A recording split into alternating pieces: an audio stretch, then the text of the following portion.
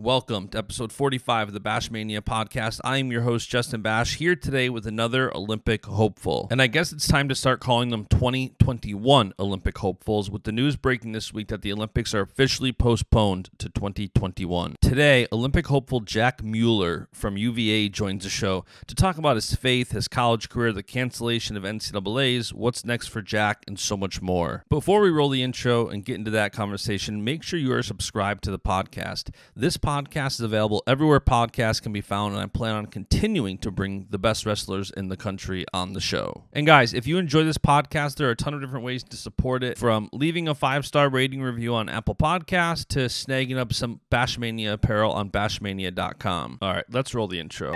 It's BASCHAMANIA! Let me tell you something, brother. He gave us everything he had in him tonight. What you gonna do when BASCHAMANIA runs wild on you? Oh, it's gonna be a good one. And business just picked up here on the podcast. Oh, yeah. We are here with Jack Mueller. How are you, man? Doing all right. All things considered. How about you? I'm doing good, man. How's your quarantine going? I feel like it's such like a stupid question, but I'm so curious what everybody's doing. So right after we found out NCAAs was canceled, my parents were like, "Hey, we have nothing to do. They're giving us like money back or whatever. Let's go to the Outer Banks and we'll rent a house and you can bring like a bunch of your teammates." So I had a bunch of my guys come up here that's for awesome. a week, and then it got worse, and they were like, "We'll stay another week." So it's like me, my parents, and my girlfriend right now. That's nice. So, and you still got classes, and you're still actively doing a lot of stuff for school, right? Yeah. So we're still in school, and I mean, I have a group project to do right after this. So, yeah. Well, that's exciting stuff. Well, listen, let's kind of dive into a bit of your wrestling career. You know, as I was doing a deep dive on you this week after we were talking, I realized your brother played collegiate rugby. You had another brother who wrestled in North Carolina, and another brother who played collegiate golf. Is that correct? Yeah. So what led you to wrestling? Like, your family obviously has some genetics that you guys are athletic. What led you specifically to wrestling? My first memories are me as a child with my brother who went to UNC to wrestle, Keegan. He would like stand me up as soon as I could stand up on the carpet. He'd double leg me, pick me back up, double leg me. And so that's where it started. It was one of my first memories and fell in love with the sport right away. And then when you were getting better younger, like you obviously got really good as a wrestler, what were you doing to constantly kind of level up? Well, my coaching staff as a kid was pretty awesome. I had a great situation down in Texas. So Kenny Monday was there. And so me and Kennedy were training partners, and that's another one of my first memories. After every practice, me and Kennedy were like 3 or 4 years old, and everyone would get around in a circle and we'd like go takedowns in front of everyone. It was hilarious. So Olympic gold, and then the drive was just too far. And so I eventually went to this club called Dallas Dynamite, which was started by Brandon Slay, another Olympic gold. And then Jameel Kelly took over after that, Olympic silver. Wow. And then all this time, Kendall Cross had been like in and out of Texas. And so he'd been like personally training me. And then he was actually my high school coach. So another Olympic gold. So I had 3 Olympic gold medals and an Olympic silver that helped me level up. Yeah, that's pretty wild. Yeah. And then what was the road from Texas to Virginia? Well, I mean, I was at Fila Cadets one year, and Coach Garland just told some people that I knew that he was really interested. He loved my top game, and he was one of the first people to reach out to me. And so I went on an unofficial, went on an official, and just realized that he was an awesome person and just really would make me enjoy life and just be a great mentor to me. And then it was like, I mean, wrestling, I love wrestling. It's easy to do. It's just everything else that's hard. Right. Yeah. Yeah. And then, you know, when kind of talking about Virginia and even your high school career and youth career, you've had an interesting career already, from some crazy March upsets to runner-up finishes at both NCAAs, ACCs. I believe you were 5th at U23s, cadet and junior national champ. And before we get too far into your career on the wrestling side, as a Christian myself and a fan of wrestling, it's cool how much intersection there is there between wrestling and faith. And you mentioned guys like Brandon Slay you've been around, and he was just on the podcast, and that's what we were talking about this week, listening to that. Like, what role has your faith played in your career? Oh, it's been everything. So it's very intertwined with my wrestling. I think when I'm really faithful and kind of focused on the word, it's like wrestling it's not hard. It's something I love to do. And then I'll lean over to idolizing wrestling as soon as I make the NCAA finals, for example, or when I knocked off Joey Dance. It was like, man, I'm on top of the world. Like, I can do anything. Sure enough, I injure my ankle, or I lose in the ACC finals the next year. I think that there's a lot of like interesting, like, I don't want to feel like self-centered or anything, but I think that that God really is like, Jack, you're idolizing wrestling too much. You need to take a step back, and he'll be quick to fall comes before, or whatever, you know what I mean? Yeah, pride comes before the fall. Pride comes before the fall. Sorry, I've brain farted there. No worries. I think that's big in my life for sure.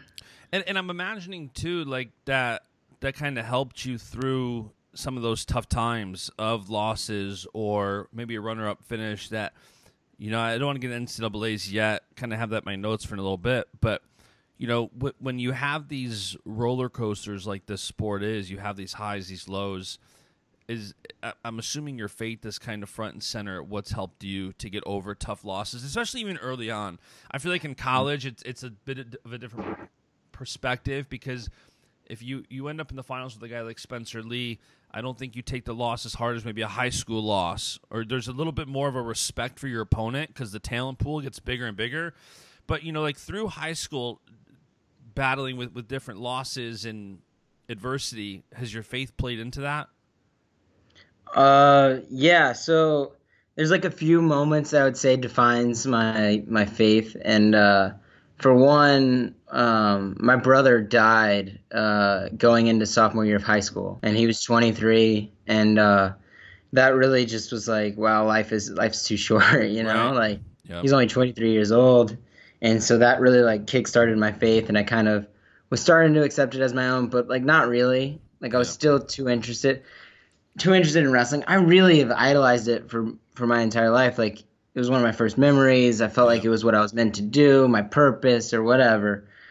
Something like trivial like that. And then honestly, whenever I truly accepted Christianity as my own, it was I went into like a big depression after I beat Joey Dance, but in the third period, there's 10 seconds left. If you go back and watch that match, I stand up, he pulls me back, my ankle pops, and it was a high ankle sprain, and I like couldn't move. Wow. And so I wrestled Lezak in the semis, and it was like I couldn't move, and I was just so upset. The next day, I just made weight and forfeited out, and then I was like, wow, I really could have won this, but like, why did wrestling let me down? Like, why did this happen? Right. Why? And so for the next year, I'd say it was like super depression, trying to like find value in wrestling, but I was still losing, got third at Vegas, lost in the finals of the ACCs again in a heartbreaker, and then lost in the round of 12. And as soon as I lost in the round of 12, I was like, you know what? This wrestling stuff is not everything. It's not everything. I can control what I can control, but in the end, like, there's something greater. And my two best friends, or two of my best friends, their names are San Martino and J.I.L.O., our 97-pounder, who is seeded 7th this year at NCAAs, are big Christians, and they really helped me. They just motivated me to be better. Iron sharpens iron sort of thing. And then we have a mentor named Kelly Scott who runs AIA at Virginia, and I mean, I just looked up to them a lot and started like reading my Bible for a reason and going to church for a reason. And honestly, Sundays used to be my least favorite days because it was the day before Monday, and I would always get like anxious about it. Yeah. And then it came to be that Sunday was my favorite day because it was a Sabbath. It was a day of worship. It was all about Christ, and it was something we take Sundays off, and I could just focus on Jesus. And after that, it was like losing in the finals to Spencer wasn't the end of the world. Losing in the ACC finals to a guy that was young and talented, it wasn't that bad. It was just a wrestling match, and in the end, the losses made me hungrier for the sport. But I know my purpose, and that's Jesus. And do you think that that's what plays into some of the, you mentioned beating Joey Dance. Last year, you beat Rivera when he was the 1 seed. You've had some incredible March matches.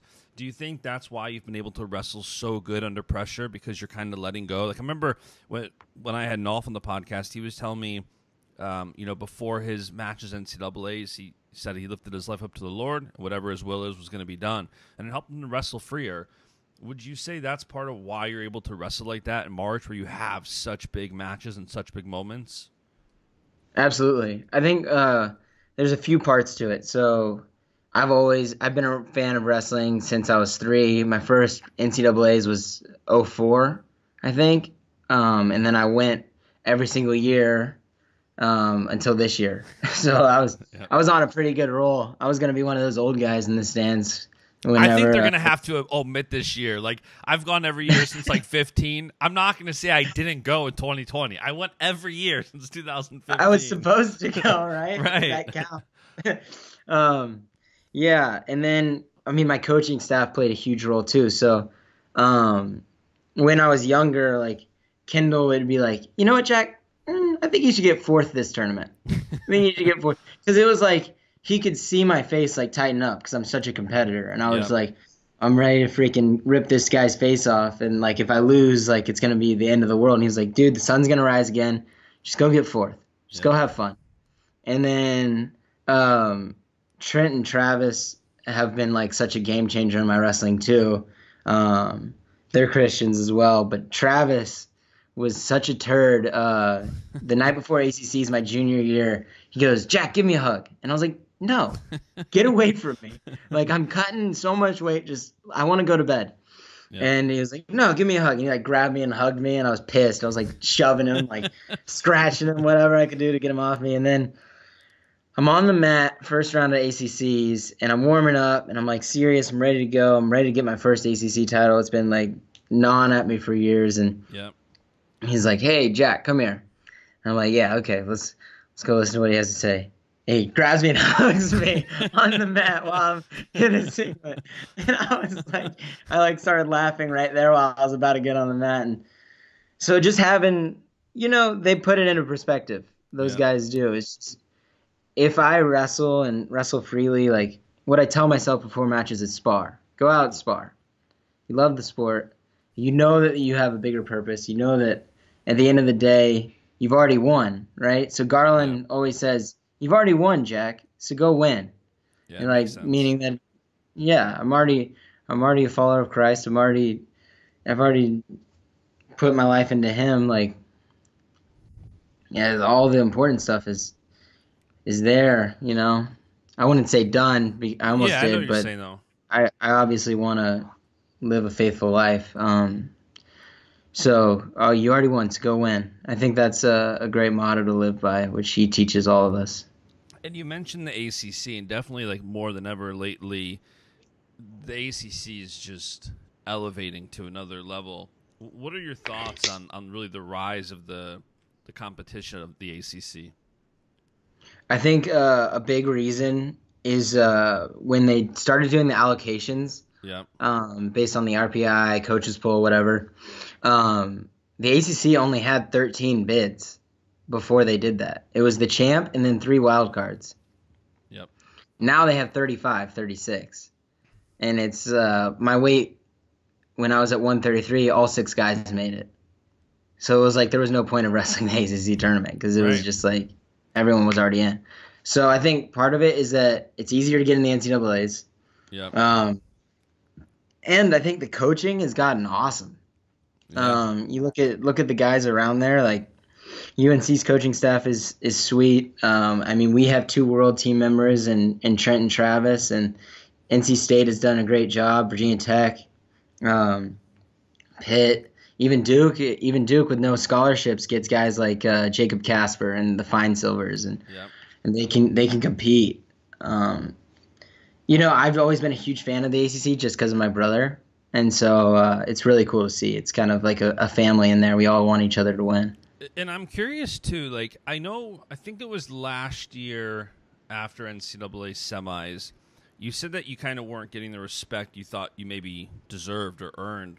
And I'm curious, and I think you said something along the lines of part of it being because your schedule isn't as tough as some others, and you thought maybe that's why you don't get some of the respect you deserve. Did you think about that when you were going on these visits? Like, does that come into play at all? I'm just curious from a standpoint of I can't imagine. I didn't go to college. I went to a local community college for 1 month. So let alone, a big school.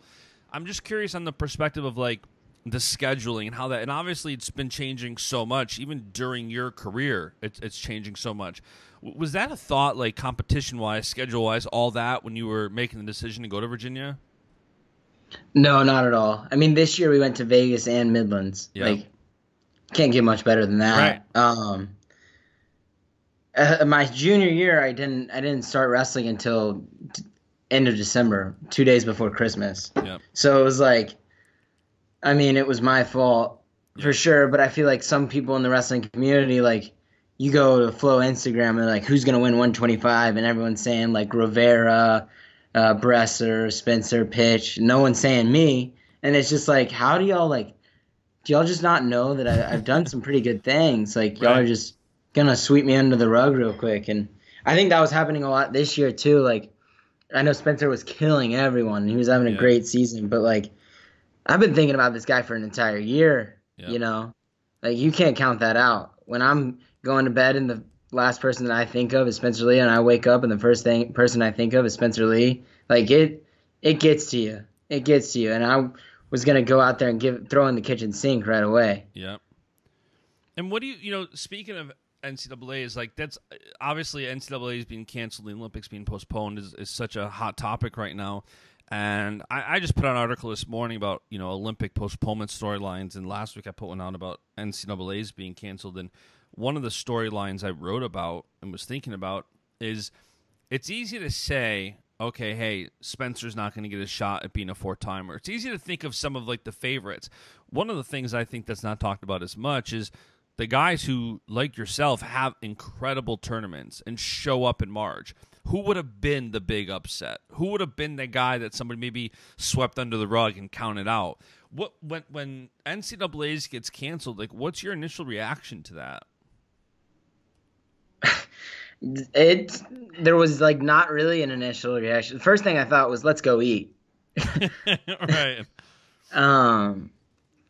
But it was all right, God has a plan.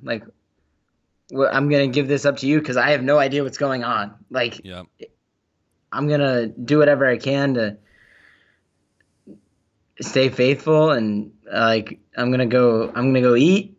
I'm going to go hang out with my buddies that I haven't really been able to hang out with just because I've been so mission oriented. Yeah. I think it was about 3 days after where me and my friend, the 97-pounder Jay, we're wow, I think it's actually hitting me that we're not going to be able to go to NCAA's this year. And we just sat there and just in complete silence, and we just looked at each other and we're well, I'm going to do it. I'm a senior, he's a junior, and I think especially with Colin Moore out, it's he's got a really good shot to win it. Yeah. I was I'm going to do whatever I can to help you right now.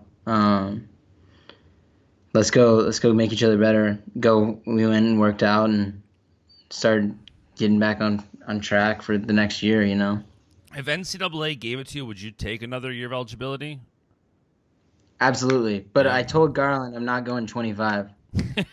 Go up to 33. Yeah. I was hey.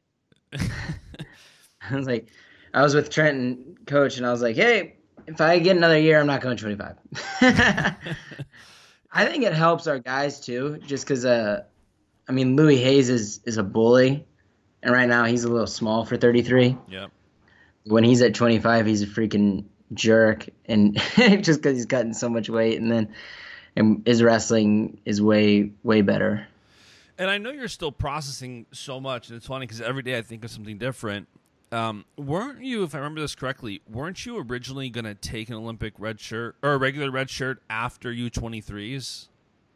Yes, so I was on track to take it. Do you think about that at all? Like, should I have done this? Should I have done that? Like, I've been thinking about this morning from an Olympic red shirt standpoint. Here, all these guys took Olympic red shirts this year, and now I'm sure they don't really regret it because there was no NCAA Championships.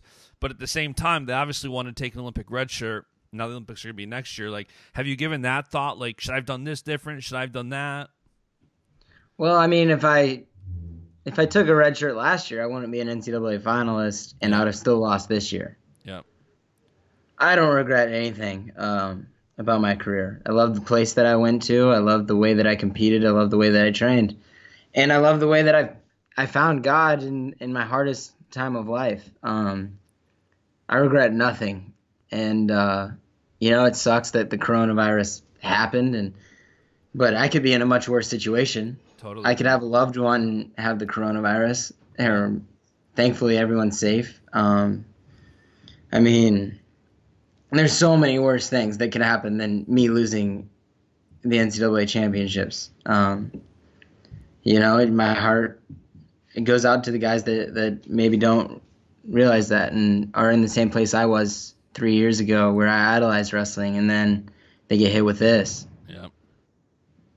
That's where my prayers go.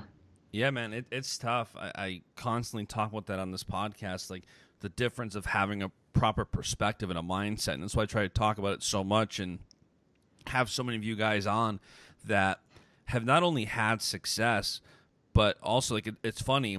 I was thinking about it after the Brandon Slay episode. I've had 3 Olympic gold medalists on this podcast. All 3 love Jesus. All 3 have that proper perspective of where winning falls on the value of life and the priority. And I think more of these youth wrestlers and parents who preach the importance of winning to kind of get that proper perspective and hear from somebody like yourself where you can still value winning and you can still have a good career and you can still show up for those big moments, but you don't have to idolize it. Yeah. I think it makes like winning a little bit better too. Sure. Like I don't know. It just there's no wow, I did it. Yep. What do I do now? Like it just makes it sweeter. I think Coach Slay talked about that. Yep. Like he won and then he got to go be with his family. Yep. And he just loved being with his family, or he lost and he got to go be with his family. Yep. And he got to go be with God. And I think that was a really cool perspective, and I think that's how it is with me for sure. And how does your perspective change, or your mindset? Because I know a lot of wrestlers will kind of readjust and refocus after an event. And for the last couple of years, you've had a lot of different events. Like you went to U23s in 18. You went to, you've obviously the NCAA tournament, ACC tournament, all that. But like even Beat the Streets, like first of all, you showed up at Beat the Streets. I mean, you teched Piccinini in what was like the first period, wasn't it? Like that was quick. What is it like kind of resetting your focus after all these events and not getting lost? Because I know there's also every year or every Olympic game, you have a lot of athletes that come out and say how depressed they are because they do value winning and they do value the spotlight. But then after, if they don't reset their perspective or their focus, like you have an event like Beat the Streets. You come out, you have an amazing match, you tech Piccinini 10-0, spotlight's on, and then it's kind of back to work, right? Like how do you constantly reset your focus with events like that? I don't really think of the big picture a lot. So I'm never like, all right, NCAA's is however many days away, let's go get it. It's more like, okay, what can I do today? Sure. So like after ACCs, I was like charging at the guy because I just wanted to score. Yep. And like that was like, give me points rah, and then it was like he'd dive in on my legs and finish because that's where he's good, when he's in tight on a leg. Well, most people are. And so it was like, okay, how do I get better here? How do I figure this out? Now, this year was a little different in the fact that I was pretty focused on Spencer. Yep. And so it would be like, all right, I'm going to go cut weight. What am I going to do? I'm going to watch a match with Spencer's while I'm on the elliptical, or I'm running sprints, or whatever it may be. But I think like after an event like NCAA's, where the season's over, it's like 1 to 2 weeks off the mat. Just stay hungry. And then as soon as I get back, it's like, wow, like you're on fire. I know the summer after high school, going into college, I finished a really, really hard summer of training at UVA, and Coach Lean came up to me because he was our assistant at the time, my first year. He goes, okay, I don't want you to train. I don't want you to think about training. I don't want you to do anything. I want you to go home and I want you to go rest because you've been training like a maniac. And you need to go rest. And so I rested for like 2 or 3 weeks, came back and was still like in really, really good shape and really, really on fire. And so it's just like, it just depends on the next event. So Beat the Streets, I'm done for a little bit. And it was like a little bit of a block of training, take a week off and come back. I think I'm such a mat junkie that it will be like a week off here, a week off there really helps me. Yeah. Because I itch for it so much after.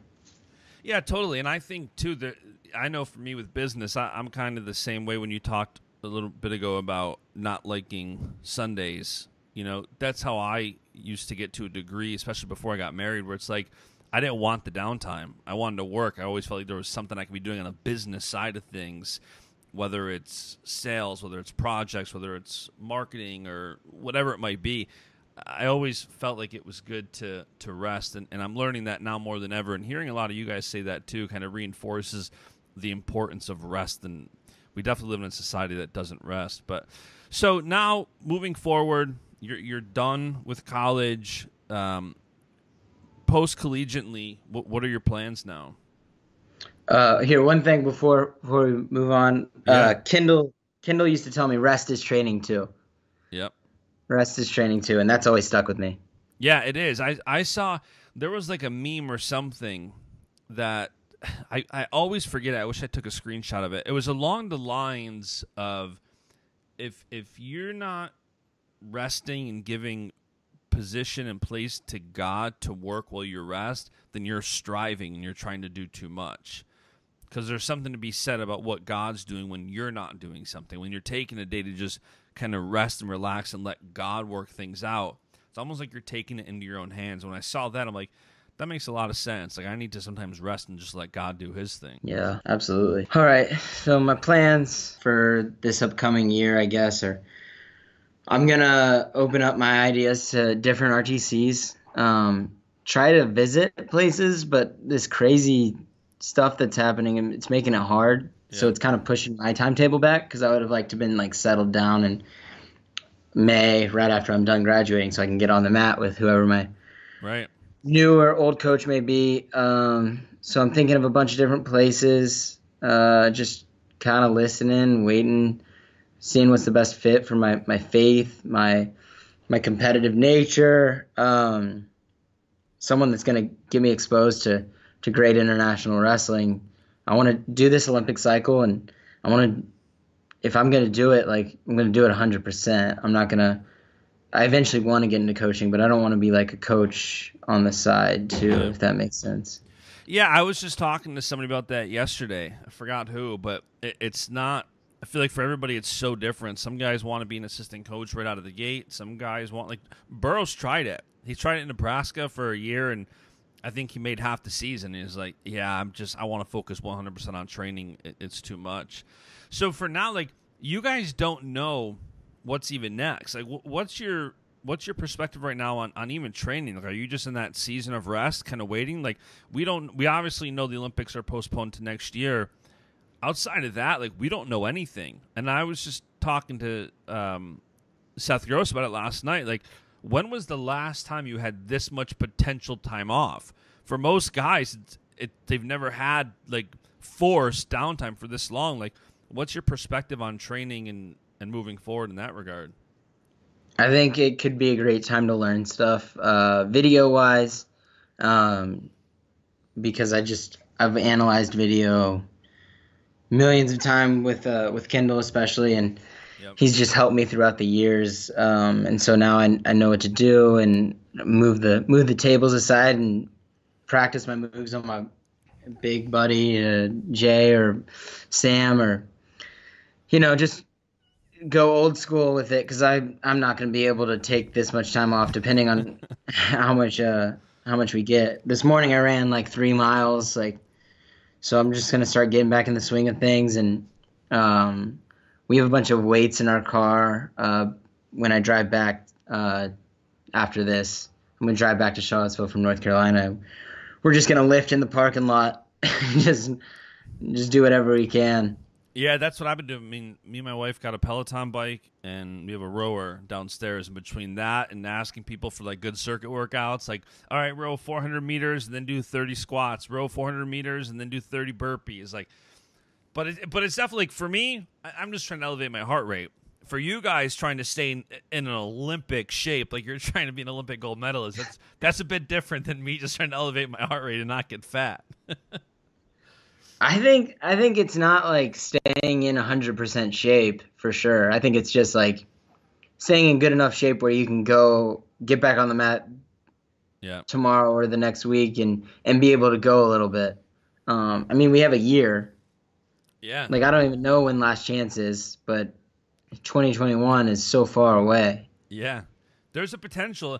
If the schedule holds out, there's a potential they don't have the last chance till next March. Which would just be wild. Yeah. So, I mean, I don't even, like, are they going to have international tournaments on top of that? Like, I could not be competing for a year potentially. That's like right now, and I'm assuming they're working on it, but it's like there's so many different possibilities. A lot, like, could there be a 2020 World Championships? I doubt it, but in theory, they announced it in 2016. They were doing the non-Olympic weights in May, did the tournament in December. I don't think that's going to happen from a logistics standpoint and training, and it'd be hard to have a World Championships and then have the Olympics in July, but you never know still. That's part of the uncertainty right now. Like, are they going to have the Schultz? Are they going to have the Open? Like, are they going to have that stuff? Like, what is it's nuts. It's still so fresh, but none of that's to be decided yet. It's never happened before. Yeah. Yeah, it's crazy. And then on top of that, like on the collegiate level, like if they give all the eligibility back, it's all that money they have to figure out that they've lost. And I don't think it's going to happen, but there's always a little bit of hope. Yeah. Yeah, I don't think it's going to happen either for winter athletes. Obviously, I do for spring athletes. I think they'll get that eligibility back for winter. Yeah, I don't see it happening, but I mean, we'll know soon. 'Cause I think I heard they're voting on it on Monday. Yeah. I actually talked to a coach yesterday who said their AD's on like that board, I guess, some big board on the NCAA, and they said that they might not even give spring sports their eligibility back. Really? Because they're just going to lose so much money. Wow. Yeah, it would make sense. Yeah. I mean, it's kind of the same thing. Like the only thing that matters in our season is the NCAA championship. You could totally not do the whole 4 months leading up to the conference and NCAAs. Right, totally. And that's why when I said, like, from an Olympic redshirt standpoint, it's not like anybody's going to regret taking one because there's no Olympics, because there was no NCAAs. If we had the NCAA championships and then there was no Olympics, it's still, I guess you're not really giving up the year of eligibility because you're going to have another one, but you kind of almost taking the Olympic redshirt was an advantage because now you still get another NCAAs. Yeah. I mean, I feel like it worked out pretty well. I don't think I think Yanni will be fine doing NCAAs and Olympic trials. Like he's already qualified, and so I mean, NCAAs will happen, and then he'll have 2 or 3 weeks, just like how some of us were going to be. And I mean, it's definitely going to be a blessing for those guys, just that they didn't miss out. Yeah, or miss a year. And there's so many different things, like, I mean, not to get too spiritual, but there are so many things, even talking to different Christians, like what God's doing through this whole coronavirus thing, with just whether it's shutting down certain aspects of sin, whether it's kind of forcing people to pause, whether it's guys who were banged up and injured are now going to get a chance to heal up and compete, and they weren't going to. Like, there's so many good things that I think are coming out of this. It's just a wild time of uncertainty that we're not really used to. Yeah, absolutely. I think one thing that's been great is just being able to have more time in the morning to get in the Word and, catch up with old friends that I haven't really talked to in forever, high school buddies and stuff like that. And it's just there's definitely some good that's come from it, and I'm happy for it. Happy for the downtown. Yeah, me too. Well, listen, man, I know you got to get to work on that group project here soon, so I'm going to let you go get ready for that. I'm thankful for stopping by and taking a few minutes this morning to be on the podcast, and I'm sure we'll speak soon. Sounds great. You have a good one. You too, man. See ya. And that is it for today's show. Thank you so much for tuning in. I hope you enjoyed this episode of the podcast. If you did, let me know. Send me a message. Email me. Leave a 5-star rating review on Apple. Whatever you want to do. But thank you for listening, and tune in next time. See ya. And the beat goes on.